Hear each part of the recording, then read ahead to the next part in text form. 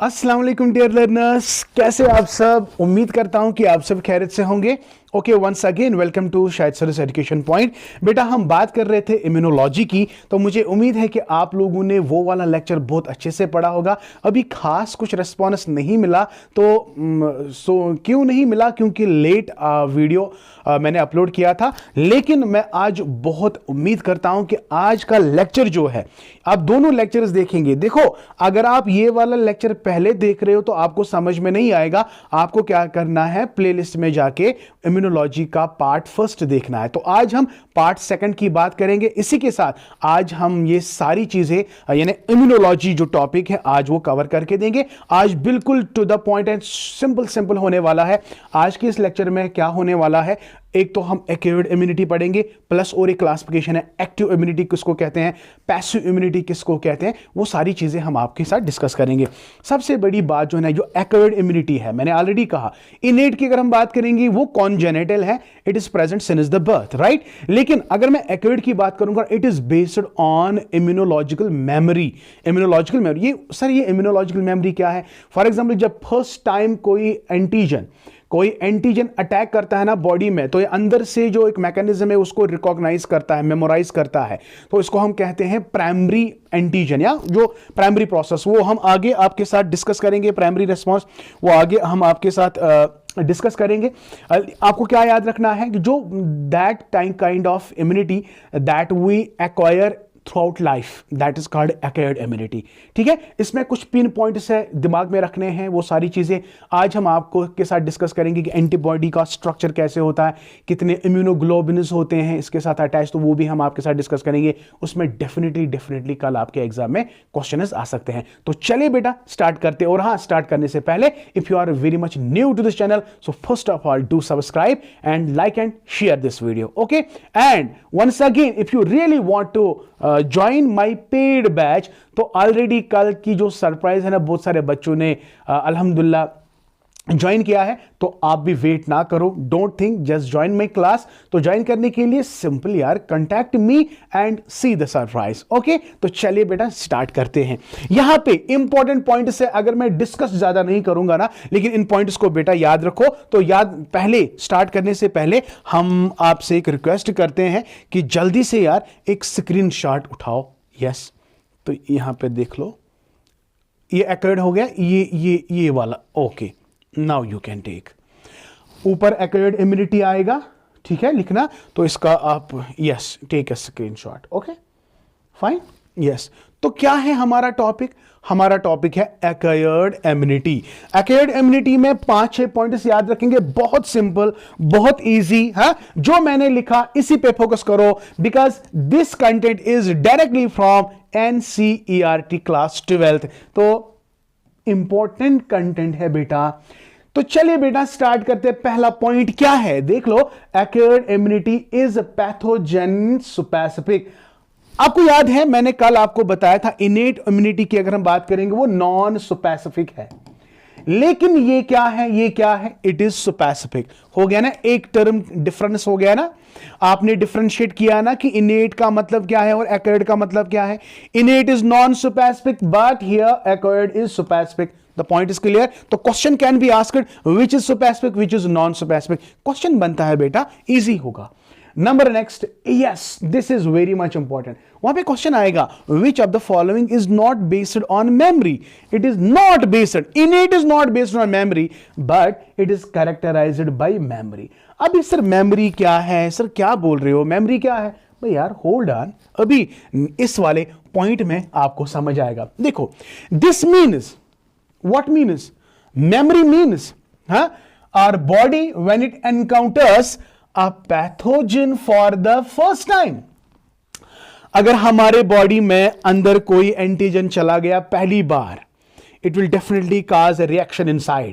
तो first antigen, first reaction, that is called primary response of की body. Primary response तो दिखाएगी, लेकिन साथ साथ में ये देखेगा कि भाई इस पैथोजन का नेचर क्या है। हाँ, तो यही है, इसको मेमोराइज करता है। देखें, first time produces a response called primary response which is of low intensity. इसकी इंटेंसिटी बहुत कम होती है, ठीक है। अब यही primary and secondary immune responses are carried out with the help of two special types of lymphocytes present in our body, that is B lymphocyte and T lymphocyte. Hold on बेटा, I will make you understand.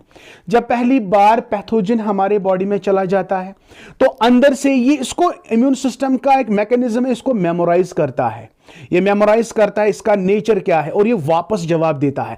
हालांकि पहला जवाब जो है ना, attack जो होता है, ये पहली बार जब दुश्मन अचानक से आपको अटैक करेगा ना, you are not prepared. When you are not prepared तो आपका जो रेस्पॉन्स होगा वो जाहिर सी बात है वो कम होगा, लेकिन आप इसको रिकॉग्नाइज करो कि भाई ये किस तरह का अटैक करता है, इसका नेचर कैसा है, भाई अगली बार जब ये आएगा ना नहीं छोड़ूंगा। समझ आ गया? उसको मेमोराइज करता है और दोबारा अब ये क्या करेगा अंदर, अब ये डेफिनेटली अब ये रेडी रहेगा। रेडी रहने के लिए इसके पास हथियार है और वो हथियार क्या है बेटा? B lymphocyte, T lymphocyte. अब जब ये दोबारा आएगा ना, इसने क्या फौज को रेडी रखा होगा। फौज कौन सी है? आर्मी कौन सी है यार? लिम्फोसाइट है ना, टी लिम्फोसाइट है, बी लिम्फोसाइट है, तो ये आर्मी प्रोड्यूस करेगा। क्यों? जब ये दोबारा आएगा ना भाई, छोड़ना नहीं है, we have to kill it. समझ आ गया? तो दैट्स व्हाई मैं ये इसको याद रखता है। तो दिस इज एक्वायर्ड इम्यूनिटी। देखो देखो देखो, बहुत ही सिंपल है वल्ला, बहुत ही मजेदार टॉपिक है। तो यहां पे देखा प्राइमरी और सेकेंडरी रेस्पॉन्स, अभी there are two special cells जो आपको प्रिपेयर करेगा। तो प्रेजेंट में होते हैं, ब्लड में होते हैं, और one is B lymphocyte, another is T lymphocyte. यार याद रखना है B lymphocyte and T lymphocyte.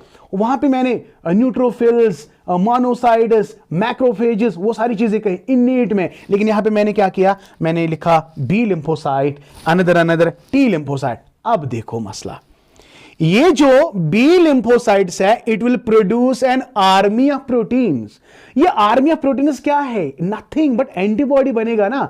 बाहर से एंटीजन आएगा, एंटीजन जब एंटर होगा, इम्यून सिस्टम इसको रिकॉग्नाइज करेगा, तो अब ये प्रोड्यूस करेगा। हमारे अंदर बॉडी में दो तरह की सेल्स होती है, B lymphocytes and T lymphocytes. अब ये क्या करेगी? अभी अपनी आर्मी क्रिएट करेगी, अभी अपनी आर्मी प्रोड्यूस करेगी। कौन से आर्मी? प्रोटीन्स की, हाँ, in response to pathogen in our blood to fight with them. अब यार फाइट करना है। These proteins are nothing, these are called antibodies. These are called what? These are called as antibodies. अब बेटा समझ आ रहा है? नहीं सच बोलो यार, रियली समझ आ रहा है? अगर नहीं आ रहा है तो मैं क्या कर सकता हूं? I am helpless. तो मैं इतना ही, मेरी भाषा इतनी है और मुझे कोई ऐसी दूसरी भाषा नहीं आती है। I am really very sorry. Okay, तो यस, तो क्या आपने याद रखा? ये जो बी लिम्फोसाइट्स है, अब ये क्या प्रोड्यूस करेगी? Army of proteins in response to pathogens in our body so that they can fight. Yes, so fight with them. So these proteins are called as antibodies. So what are antibodies? They are some proteins. So अंदर अब किससे fight किस के दरमियान होगी? Antigen और antibody. Antigen क्या है? पैथोजन है यार। पैथोजन एंटर होगा, एंटीबॉडीज, तो they will fight definitely. So antigens will be killed and you will be safe. Okay, इसी तरह बी लिम्फोसाइट्स का काम है प्रोड्यूस आर्मी करना। इसी तरह जो टी सेल्स है ना, themselves do not secrete any antibodies। ये खुद तो सिक्रीट नहीं करेगी एंटीबॉडीज, लेकिन ये बी सेल्स को हेल्प करती है। भाई मैं आपको हेल्प करता हूं, आप एंटीबॉडीज बनाओ। तो याद रखो, कल क्वेश्चन आएगा, बी सेल्स और टी सेल्स में कौन एंटीबॉडीज बनाता है, कौन नहीं बनाता है? बी सेल्स बनाता है, टी सेल्स नहीं बनाता है। लेकिन टी सेल्स का काम क्या है? हेल्प करना। किसको? बी लिम्फोसाइट्स को, ताकि वो एंटीबॉडीज प्रोड्यूस करे। तो इनको हेल्पर सेल्स भी कहते हैं। समझ आ गया बेटा? समझ आ गया? तो this is what we called as acquired immunity. How acquired immunity works? How acquired immunity works? तो innate immunity कैसे वर्क करते हैं? कि बैरियर्स को क्रॉस करना पड़ता है, हाँ, जो काल में physical barrier, physiological barrier, cytokinin barrier, right. तो ये चार चीजें मैंने आपके साथ डिस्कस की थी कल वाले लेक्चर में, ठीक है। अगर आप नए हो तो पहले वो वाला लेक्चर देखो, इसके बाद आपको ये वाला लेक्चर समझ में आ जाएगा। ओके, अब ये जो एंटीजन है ना सर, इसका स्ट्रक्चर कैसे होता है? सबसे पहले अब बात करेंगे ना बेटा, ये वाई स्ट्रक्चर होता है, सबसे इंपॉर्टेंट वाई स्ट्रक्चर होता है। इसमें दो तरह की चेन्स होती है, एक लंबी चेन है और छोटी चेन होते हैं। ये पॉलीपेप्टाइड चेन से बना होता है ना। एक एंड NH4 ग्रुप है, दूसरा है COO नेगेटिव ग्रुप है। तो ये सारी चीजें हम आपके साथ बात करेंगे। And there are certain immunoglobulins that are attached to this, and these immunoglobulins play a very very important role. तो चले भाई देखते हैं। स्ट्रक्चर ऑफ एंटीबॉडी की अगर हम बात करेंगे बेटा, बहुत इंपॉर्टेंट है, याद रख लो, याद रखो, फिर बाद में मत कहना सर आपने। हाँ, तो यहां पे देखो पहला पॉइंट क्या है, स्ट्रक्चर ऑफ एंटीबॉडी। कहते हैं each antibody molecule has 4 peptide chains. कितने चेन्स है? फिर गैस मत लगाना 5 चेन्स है या 7 चेन्स, नहीं, मुझे लगता है 2 ही चेन्स है यार। याद रखो 4 पेप्टाइड चेन्स है, इनमें से 2 स्मॉल है कॉल्ड लाइट चेन्स। 2 चेन्स को मैं स्ट्रक्चर में दिखाऊंगा। 2 चेन्स जो है लाइट चेन्स है और 2 जो है लॉन्गर चेन्स है, इनको हैवी चेन्स कहते हैं। इसलिए उनको कैसे रिप्रेजेंट करते हैं? H2L2। ओ इंपॉर्टेंट है, H2L2। हैवी चेन्स 2 है, लाइट चेन्स 2 है, ये मान के ऐसे है। ये मैं आपको दिखाऊंगा ना, ये स्ट्रक्चर में आपको दिखाऊंगा, कोई बात नहीं। और नंबर नेक्स्ट, ये वाला पॉइंट समझ आ गया। मैं स्ट्रक्चर ऑफ एंटीबॉडी की बात कर रहा हूं। स्ट्रक्चर ऑफ एंटीबॉडी में क्या है? Each antibody molecule has 4 peptide chains, 2 small card light chains and 2 longer chains called heavy chains, hence represented as H2L2. Okay, fine. Yes, different types of antibodies are produced. बहुत सारे different antibodies produce करते हैं in our body. तो कौन कौन से antibodies produce करते हैं जिनको हम immunoglobulins कहते हैं? immunoglobulins, तो पहला है immunoglobulin A, immunoglobulin M, immunoglobulin E, immunoglobulin G, immunoglobulin D are some of them. तो याद रखेंगे, ये सबसे इंपॉर्टेंट है। IgA, IgM, IgE, IgG, IgD याद रखना है, रखना पड़ेगा, क्योंकि कल डेफिनेटली इसमें से क्वेश्चन आएगा, ये याद रखना, ठीक है ना बेटा। तो ये स्ट्रक्चर है, स्ट्रक्चर में मैंने आपको ये कहा है। तो चलिए भाई अब चलते हैं। देखो IgA की अगर हम बात करेंगे, इट इज प्रेजेंट, इसका जो फंक्शन है वो सेक्रेटरी है, it is present in the colostrum. IgM it has function है रिसेप्टर। IgE मदद करता है एलर्जी में। IgG can cross placenta.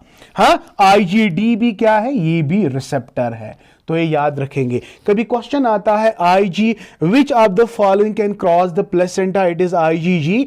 Which of the haemoglobin is present in the colostrum? It is secretory. ये याद रखेंगे। Just a second my dear, I have some important IgE. Okay.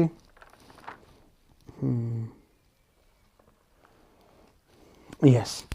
तो IgM जो है, it is the first antibody IgM यहां पे, इसको first antibody कहते हैं, फर्स्ट एंटीबॉडी, ठीक है। कैन बी क्रॉस, यस, बाकी आपको पता ही है, ठीक है। तो दिस इज ऑल अबाउट, तो इनको आप बेटा याद रखेंगे। Secretary, receptor, allergy, can cross placenta, receptor, इनको याद रखेंगे आप, ठीक है बेटा। अब देखो ये वाला मैंने स्ट्रक्चर आपको बताना है। स्ट्रक्चर मैंने क्या कहा? It is Y shaped. मैंने कहा ना ये इसमें 4 चेन्स है, 2 हैवी चेन्स है, 2 लाइट चेन्स है। अब ये वाला देखो, ये वाला बड़ी चेन है, ये देखो बड़ी चेन है। एक एंड में आपको यार नाइट्रोजन मिलेगा, इस वाले एंड में आपको C मिलेगा, इस वाले C carboxylic COO negative, NH4 positive, COO negative, इसी तरह COO नेगेटिव, वहां पे भी NH4 पॉजिटिव।